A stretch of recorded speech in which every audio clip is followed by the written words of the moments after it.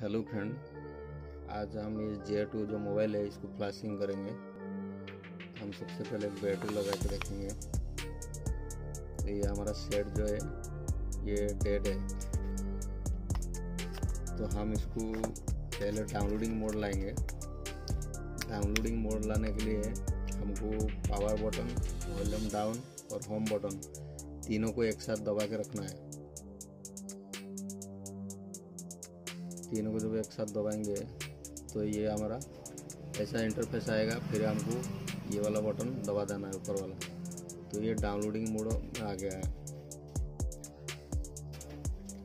तो अभी इसको हम क्या करेंगे, सिंपली डाटा केबल लगा देंगे। डाटा केबल लगा के यहाँ पे रख देंगे।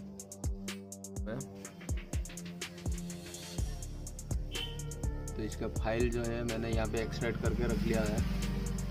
ये इसका फाइल है J200G।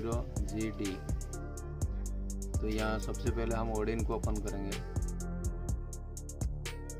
तो यहाँ पे ओडिन को ओपन करने के बाद यहाँ पे हमारा जो कॉम है वो शो हो गया, पोर्ट शो हो गया। यहाँ पे जो हम डाटा केबल लगा के रखे हैं तो यहाँ पे शो हो गया है। तो हमको यहाँ पे सबसे पहले इसका फ्लेमर फाइल, इसका स्टॉक रोम लोड करना है। तो यहाँ पे हमको इसका